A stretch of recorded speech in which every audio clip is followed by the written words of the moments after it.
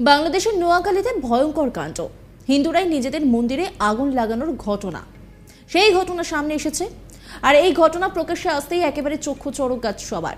জানা যায় স্থানীয় একটি হিন্দু বাড়ির মন্দিরে আগুন লাগে।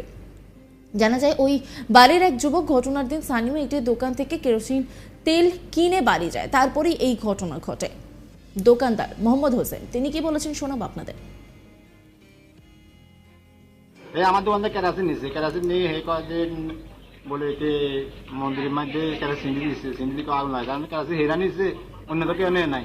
হে নিচ্ছে কেরাসিন, হে নিয়ে হেরা আগুন লাগে। 2 লিটার কেরাসিন নিচ্ছে, এটা দুইটা কেরাসিন নিচ্ছে, দুইটা কেরাসিন নিয়ে এই মন্দির চারি পাশে দিই যখন হে কয় যে মানুষের দিচ্ছে তুমি চলে গেছে, এটা মিথ্যা কথা। আমরা তো হ্যাঁ বাচ্চুসা ছেলে আর যখন আমরা কই না হে নিচ্ছে অন্য কেউ নেয় না, হে লাগাইছে, লাগা দিয়ে অন্য মানুষের নাম করতেছে। কার নাম বলছেন? মুসলমানরা আছে, মুসলমানরা আয় লাগা দিয়ে চলে যায়, বুঝছেন না? আমার সিভিলের লোক বা বিএনপির লোকেরা এরকম লোক কথাবার্তা কয়। আমি বলছি না তুই না কেরাসিন নিচ্ছে, তুই কেরাসিন নি লাগা দিয়ে মানুষের নাম কর, এটা মিথ্যা কথা। না না সালিশ হয় না, মানে একটু পরিস্থিতিটা একটু শিথিল হলে। যদিও এই নিয়ে ওই যুবককে জিজ্ঞাসা করা হলেও উঠে আসে অন্য তথ্য। সে জানায় সে বোতলে করে কেরোসিন তেল কিনে আনে, কোনোভাবে বোতলে ছিদ্র ছিল বা বোতলে ফাঁক হয়ে যায়, আর তা থেকে কেরোসিন তেল বাইরে এসে কোনোভাবে পড়ে যায়, যা থেকে বিপত্তি ঘটে। অভিযুক্ত যুবক তিনি কি বলছেন শোনাব আপনাদের। আমাদের লাঠির ঘরে উলি ধরছে আর কি, ঠিক আছে। এবং তো আমার আম্মু বলছিল যে কেরোসিন তেল নিয়ে আসার জন্য, তো আমি আনছি আমাদের পার্শ্ববর্তী হোসেন মিয়ার যে দোকানটা, ওই দোকান থেকে আমি আনছি। তো হয়তো আনার সময় হয়তো আমার বোতলে হয়তো ছিদ্র ছিল বা যেটাই হোক, হয়তো পড়তে পারে, ঠিক আছে। কিন্তু হয়তো আমি জানি না, কিন্তু পরবর্তীতে 8:30 বা 9টার দিকে যখন এটা গন্ধটা বেরোচ্ছে, আমি আসলে ওই খেয়ালের ভুলে জিনিসটা আমার গার্ডিয়ানকে জানাইতে ভুলে গেছি, ঠিক আছে। পরবর্তীতে হয়তো আমার আম্মু যখন কেরোসিন তেল আমাদের লাঠির করে যখন দিতে গেছে, তখন আমার আম্মু বলতেছে যে এর কেরোসিন তো আমরা আনছি, কিন্তু আমরা তো বলতে তো ভুলে গেছি। তো এই হচ্ছে বিষয়। তবে আমরা সবাই ভালো আছি, আমাদের কোনো অসুবিধা নেই। আমাদের পাড়া প্রতিবেশীরা যারা আছে সবাই আমাদেরকে অনেক সহযোগিতা করে, সবাইকে আমরা ডাকলে আমাদের ডাকে সাড়া দেয়। আমরা ভালো আছি, এটা নিয়ে আসলে কোনো কোনো বিভেদ নাই। সরকারি কলেজে আমি অনার্স ফাইনাল ইয়ারে পড়াশোনা করতেছি, অ্যাকাউন্টিং এর উপর আমি অনার্স করতেছি। দিকেও কেরোসিনটা লেগেছিল, তো আমরা ধারণা করতেছি যে আমার বোতলটা কোনোভাবে হয়তো ফাটা ছিল বা কিছু ছিল, এজন্য হয়তো এদিকে এই ঘটনাকে দুর্ঘটনা বলেই দাবি বাড়ির বাসিন্দা মুরারি মোহন সাহার। তিনি বলেন এটা ভুলবশত হয়েছে, কেরোসিন তেল কিনতে গিয়ে পড়ে গেছে, আমরা ক্ষমা প্রার্থী, আমাদের এখানে হিন্দু মুসলমানের কোনো সমস্যা নেই।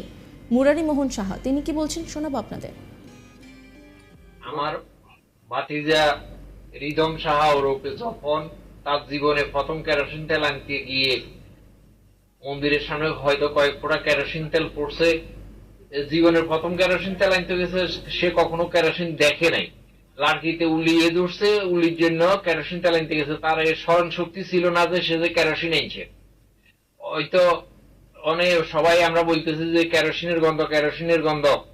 তখন আমাদের পাড়ার বাড়ির সামনে একজন লোক ছিল চৌধুরী মিয়া, ওনারে ডাকিয়ে নিয়ে রাখাইছে। তারপরে আস্তে আস্তে প্রচারে গেছে। পরের দিন যখন সকালবেলা সে আপনার এই উলিতে যখন কেরোসিন তেল দিতে গেছে, তখন এর মনে পড়ছে যে এর কেরোসিন তেল তো আমি এনেছি।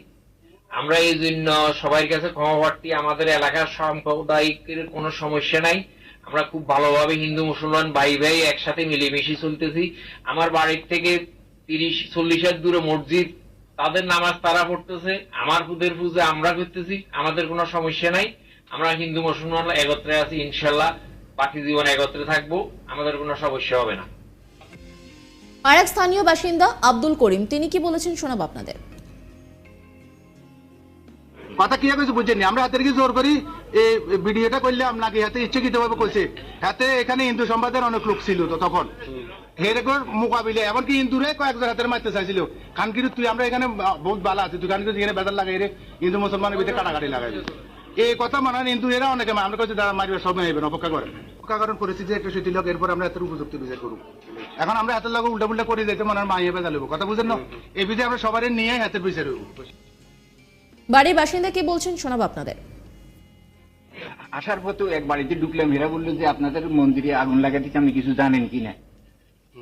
এইটার দোকানে নাকি সালিশ হয়েছে, মেম্বার আসিল, আপনার বাড়ির যখন পোলাটা নাকি দোকান থেকে কেরোসিন আনি এই ঘটনাটা ঘটাইছে, আর মেম্বারে এইটা চাপা দিয়ে দিয়েছে। আমি এইটা পর্যন্ত জানছি, এরপর আমি কারো কাছে জিজ্ঞাসাবাদ করি না আর কি। আমি গত এক সপ্তাহ বাড়িতে অনুপস্থিত। এই ঘটনা যেমন আপনারা তো হিন্দু মুসলিম দীর্ঘদিন থেকে সৌহার্দ্যপূর্ণ পরিবেশে না, তা তো আছেন। সেগুলো তো- এই ঘটনার পরে তো যেমন বেশি জানাজানি হলে তো আপনি একটা সাম্প্রদায়িক না, একটা এটা আপনি মানে কি মনে করেন এটা হওয়া না, এগুলো হওয়া উচিত না। আমরা এখানে দীর্ঘদিন যাবৎ হিন্দু মুসলমান কোনো প্রকার সমস্যা নেই, আমরা সম্প্রীতির মধ্যে আমরা বসবাস করতে পারি। এখন এগুলো ঘটনাটা কিসে, আমরা এগুলো ব্যাপারটা একটু দেখবেন। এখন মানে ঘটনাকারী কে, এখন কাকে এটার সাথে জড়াইব, এগুলি আপনারা একটু দেখবেন।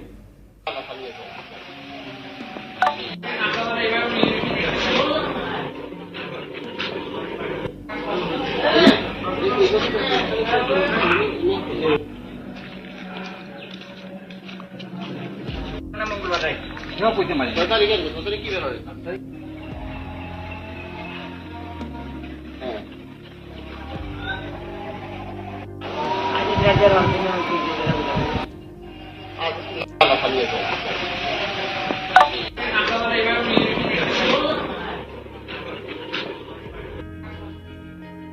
বেশ কিছুদিন ধরে জ্বলছে বাংলাদেশ, বিভিন্ন জায়গা থেকে বিভিন্ন খবর সামনে আসছে।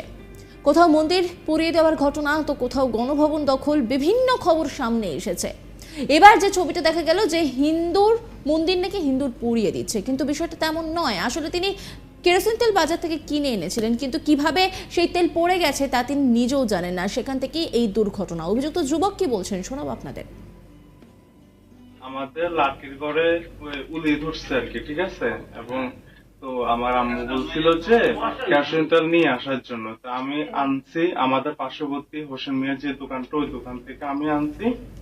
তো হয়তো আনার সময় হয়তো আমার বোতলে হয়তো ছিদ্র ছিল বা যেটাই হোক, হয়তো পড়তে পারে, ঠিক আছে। কিন্তু হয়তো আমি জানি না। কিন্তু পরবর্তীতে 8:30 বা 9টার দিকে যখন এটা গন্ধটা বের হয়েছে, আমি আসলে ওই খেয়ালের ভুলে জিনিসটা আমার গার্ডিয়ানকে জানাইতে ভুলে গেছি, ঠিক আছে। পরবর্তীতে হয়তো আমার আম্মু যখন কেরোসিন তেল আমাদের লাঠির ঘরে যখন দিতে গেছে, তখন আমার আম্মু বলতেছে যে এর কেরোসিন তো আমরা আনছি, কিন্তু আমরা তো বলতে তো ভুলে গেছি। তো এই হচ্ছে বিষয়। তবে আমরা সবাই ভালো আছি, আমাদের কোনো অসুবিধা নেই। আমাদের পাড়া প্রতিবেশীরা যারা আছে সবাই আমাদেরকে অনেক সহযোগিতা করে, সবাইকে আমরা ডাকলে আমাদের ডাকে সাড়া দেয়। আমরা ভালো আছি। নজর রাখুন আজ তাক বাংলার ইউটিউব স্ট্রিমিংয়ে।